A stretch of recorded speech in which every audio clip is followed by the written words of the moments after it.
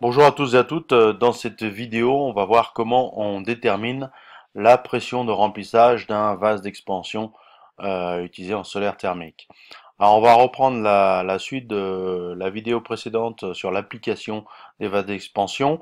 On avait trouvé, on avait vu comment on dimensionnait un vase d'expansion solaire thermique. Donc, on avait trouvé dans l'exercice un volume utile de 18 litres avec une pression de gonflage de 2 bars.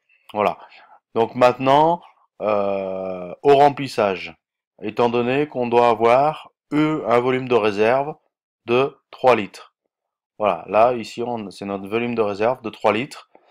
Donc ça, c'est la pression de remplissage. Donc là, il me reste en volume, il me reste plus que 15 litres. Et je veux connaître la pression de remplissage, que je vais appeler PR. Ben, il suffit d'utiliser la loi des gaz parfaits, hein, toujours la même, c'est-à-dire V utile fois PG est égal à V fois PR. Donc PR égale à V utile, donc 18, fois la pression de gonflage de bar en pression absolue, ça donne 3 bars, divisé par le volume qui reste, c'est-à-dire 15. Donc on va prendre la calculatrice.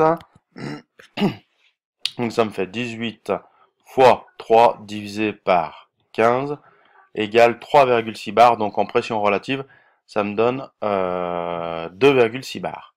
Voilà, ma pression de remplissage, ça sera 2,6 bars. Donc le vase d'expansion qu'on a prégonflé à 2 bars de 18 litres, eh ben, si on veut avoir un volume de réserve de 3 litres, il faudra le gonfler, le remplir jusqu'à 2,6 bars. Voilà. Après maintenant, en phase de récolte. En phase de récolte, donc notre vase d'expansion, il va absorber la dilatation du fluide à 120 degrés. J'aurais dû en mettre un peu plus. Donc on a le volume de réserve, qui est égal à 3 litres, toujours, plus le volume d'expansion, on avait trouvé dans l'exercice précédent, 1 litre. Donc ça me donne 4 litres. Donc mon volume, ici, il va rester que 14 litres, pardon. 14 litres. Donc ma pression de récolte, appelée récolte, hein, c'est-à-dire quand le fonctionnement du vase, donc bah, pression de récolte, hop là, j'arrive. Donc je prends la même formule, ça va me faire 18 fois 3 divisé par 14. Donc là je prends la calculatrice, donc 18 fois 3 divisé par 14, ça me donne 3,85 bars en absolu, c'est-à-dire 2,85 bars. C'est-à-dire au remplissage, on aura une pression de 2,6 bars et en fonctionnement, elle va monter à 2,85 bars.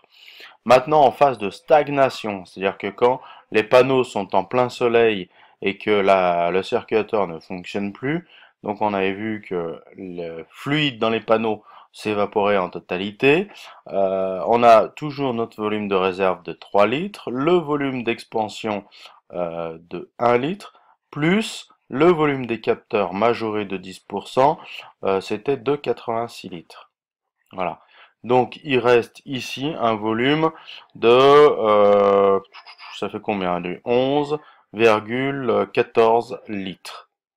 Voilà, toujours pareil, la pression de stagnation, c'est égal à 18 fois 3 divisé par 11,14.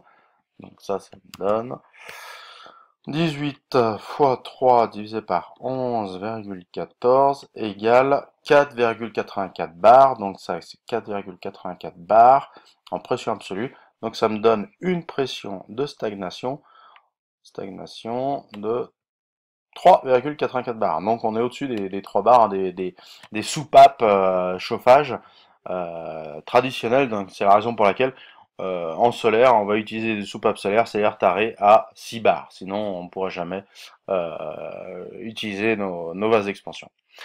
Voilà la vidéo qui me permet de calculer la pression de remplissage, la pression, les différentes pressions de fonctionnement, hein, de mon vase d'expansion. Hein, là, c'est quand je l'achète, je vérifie mon gonflage. Hein, souvent, bah, je vais le surgonfler, hein, parce qu'un 18, en général, il est livré à 1,1, 1,5 bar. Donc, il faudra le gonfler à 2 bars. Ensuite, quand je le fixe, je remplis mon installation, je vais monter jusqu'à 2,6 bars. Et puis après, ma pression, elle va évoluer jusqu'à 2,85, voire 3,8 bars. À savoir qu'il faudra toujours vérifier que la pression est toujours suffisante. Sinon, après, je vais avoir de l'air qui va s'introduire et puis qui va s'évaporer, etc. Donc voilà, si vous avez des questions par rapport à cette vidéo, n'hésitez pas, sinon bonne journée.